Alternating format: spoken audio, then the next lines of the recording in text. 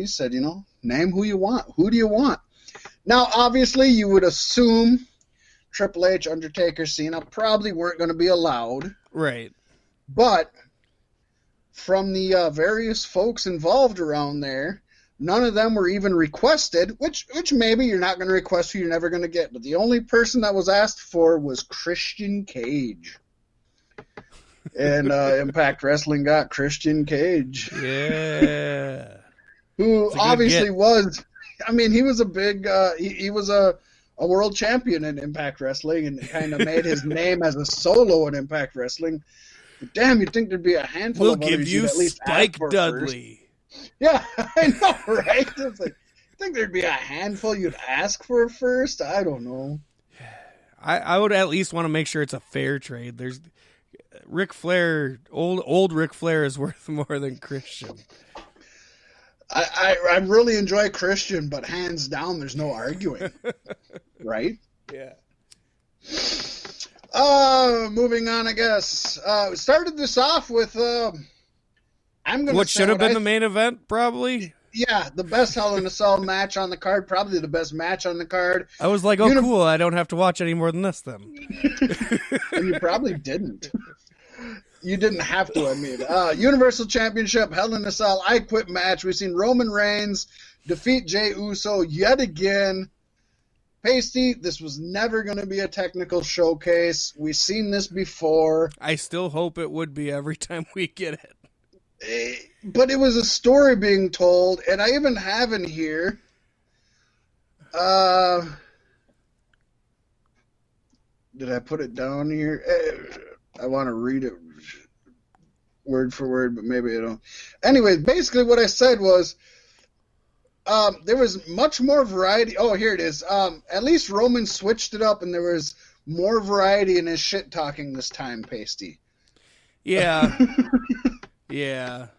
And I think being able to hear every little bit of it, you feel like you did kind of feel like they went over this before and it was rehearsed.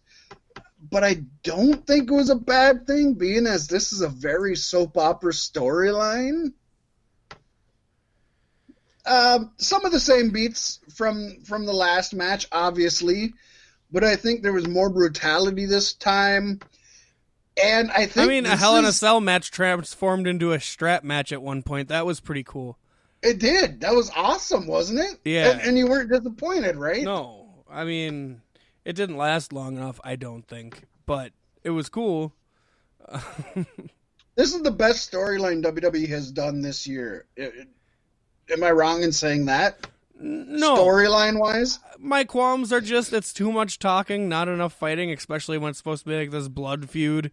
And I don't get it. I feel like Roman did less damage to Jey than he did in the last match almost. And it's like, well... And then Jimmy getting involved for the finish, that whole thing. I will say, Roman Reigns, talking to Jimmy, saying, I don't even know who I am anymore. Like pretty much legit crying in the ring was right. Got me, the way it's supposed to hook you. Like, oh my God, he's realizing things. But of course, in the back of your mind, that's not what's happening at all. Right, we know he's satanic. But that's good. Like, Roman is setting himself up for Hollywood. I think that's what you need to do with this heel run, because you don't want to be... I guess you do... He probably does at some point want to be babyface one more time, but... Right. Get out soon afterwards. Ends with. Yeah. But... the finish was the same as last time, basically. Yeah, instead of throwing in the towel, it was him saving his brother. I quit. Well... And I have that in here. First, I want to say I felt it was more brutal than the last one, but I don't know. Maybe it was just because it was in the cell or whatnot that it seemed like it to me, which is fine, one way or the other. I do think, this wasn't the best Hell in a Cell match ever, but I think it may have been the very best story told inside the Hell in a Cell outside of Mick Foley and Undertaker, which took place mostly outside of the cell, so I don't know if that counts. There's fucking story here, and Reigns and Uso both are really milking this and making it work. Yeah. You know. But remember how good ending... Usos versus New Day in a Hell in a Cell was? Oh, yeah. I was thinking that going into this, like... But that was kind of the opposite of this, where, I mean, there was story there, but they didn't highlight the story. It was a ton of spots, and it made for an awesome showcase. That one will probably be better to go back and watch on its own, 5 years from now, as opposed to this one. Yeah. But this will be a DVD collection. That's the difference. For sure. And I think the ending being so similar, like, this isn't the end of these guys. Obviously, Roman Reigns, with this win, he wins the... Jimmy and Jay have to be his tribe now or something, right? Like, he's the tribal chairman or something. No, they're booted from the tribe. That was the stipulation he put on at the end, was if you lose this, if you say you quit, you and your families and your wives, your children, you're all out of the Samoan dynasty. Oh, see, I thought so that's another reason why I'm like, well, this is fucking dumb now. Yeah, see, I thought it was that they had to follow him, and he had already had, no. the that was what I had hoped for. The past, like every dog needs his bitches, right? But no, right. I guess maybe he could give that to him as like a pity. You don't have to leave the family, but you belong to me now. But if that wasn't I wouldn't like that. The huge stipulation being, they're exiled from the family. It's like, well, now there's not a whole lot you can do. That's it. It's done. And then the elders come out and adorn Roman Reigns with the beads at the end. Yeah, everybody agrees you're out of the family now, so that's done. Vince might as well fire your asses and go somewhere else. I did love that, and I will say that... I didn't. You gonna put those old-ass motherfuckers in harm's way in 2020? Were they in harm's way? Yeah. How many WWE outbreaks has there been? And we're going to talk about another one later. So. Yeah. So don't tell me there hasn't been any. Actually, especially since it's far back on our Facebook page now, but there was a good one from the Samoan wrestling school that was like, if you don't wear a mask, we'll kick your ass or whatever. Yeah. I'll give you that. I gave this an A+ grade, though. Honestly, I think I was sitting here watching it. I was watching it with my son, and I was marking out probably every 10 seconds. I loved it. I was on the edge of my seat. I wasn't eating we had chicken wings and nachos grandes, and I just wasn't eating any of it. Like, this was to me, this should have been the main event, but, man, was it a hell of a way to start it. I loved it. It's the second Roman Reigns A+ match I've given in pay-per-views, and probably the only 2 A+ matches I've given. And maybe Roman's just that good of an actor. Maybe these matches aren't as good as I'm perceiving them to be, but for whatever reason, me as a viewer, I'm sucked in, Pasty. I think that's the same reason why I'm dragging my feet and being so critical of this, because I am like super hyped that Roman's a heel, and like I want everything to go well so that this can actually mean something. But I'm going to fucking pick at it like I would my own lyrics. Which is good. You know what I mean? That's definitely not a bad thing, because he's in that spot. He's in the main spot. Yeah. And not only that, he's in the main spot to where all of us said, he's in the main spot, but this isn't where he should be. He should be in the other one. Well, now he's in the other one. I will say I was heavily tilted towards giving this match a thumbs down. And then after the pay-per-view, I wound up online and saw everybody's fucking gushing praise over it. I'm like, maybe I need to rethink it a little bit. Oh, is this an internet darling? It is. Everybody loved it. Okay, good. I haven't got to see really anything about this on the internet, so I usually don't agree with them. I did like that they had a hard time censoring Jey Uso in the beginning when he kept saying shit. The first time he said shit and they censored out the next word.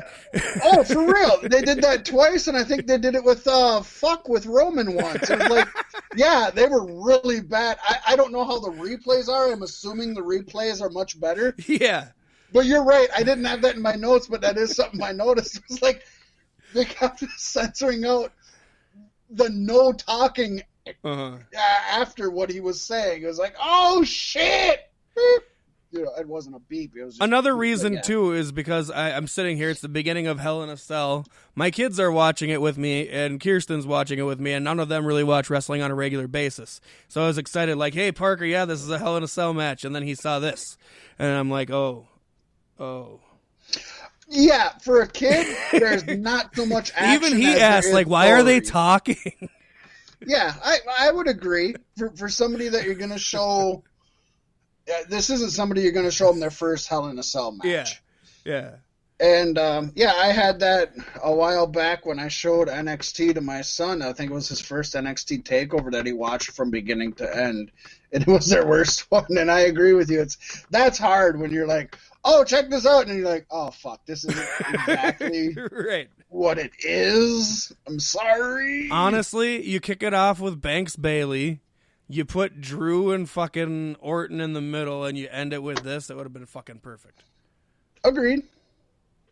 But basically, they didn't do that. And up next was Elias defeating Jeff Hardy. And we're going to give these matches about as much time as WWE did on the pay-per-view. Probably, yeah.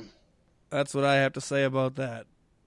I will say it's not fair to anybody to follow Reigns versus Uso. Whether you loved it or didn't, There was so much emotion that this was the worst spot to be in. But I guess I'll just go with the last sentence I had in here. Do we want more of this? No. Okay, I gave it a grade C. I love Elias. I want good things for him, but like getting beat by Jeff Hardy or punked by Jeff Hardy when you're getting a guitar smashed over you, when you're the guitar guy, no, that's bad. Then we had the Money in the Bank contract on the line. The Miz took it away from Otis forever. Oh, God, I think this was good, but I don't know how much attention I was paying. It's cool that the Miz has it. There's more potential there for things that matter, like the Miz gaining another championship. Yeah, and this bled into Tucker attacking Otis. Yeah, we gotta make. Sorry, I knew that was coming. That's why I wasn't tired. Yeah, spread that COVID. Spread that. Yeah, the Tucker heel turn. Even before Morrison was kicked from ringside, it was. I mean, we talked about it last week, but it's like as soon as John Morrison was eliminated from ringside, it's like, okay, yeah, Tucker's turning heel. I have the same thoughts of you. I put my last two sentences is at least the Miz has the contract now, and we know that he's good at milking that gimmick. But I gave this a C- grade for a match. But the ending was right. It wasn't what I voted for. I thought Otis would continue to keep it, but I mean, I think they did the right thing. Miz is awesome as a Money in the Bank holder. That's his slogan. Yeah, he's awesome. Exactly. Miz is awesome. So, yeah, they did My the kid right was playing thing with his Miz action figure today. It's the Miz when he was dressed up as John Cena. Oh, way to go. And I got Marie says, Brie, I love you. I was just going to ask if you had that. Yep. It's great. That's a great piece of history. Bad match, but very good ending. So they did the right thing. Doesn't make up for it. C-. My hopes here is they because Otis and Tucker, they're on opposite shows, but now he turned on his friend, and so now they have to bring them over to the same show. So maybe Big E goes back to SmackDown with the New Day or Raw. They're on Raw, and I have some stuff in my notes about how stupid that is, but I figured the draft doesn't mean anything anyways. No, it doesn't. Especially when 4 weeks later you have Survivor Series.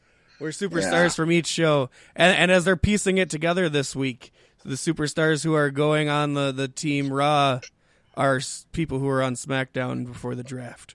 Well, obviously. Yeah, I don't get it. I don't care. I don't care about the draft, honestly.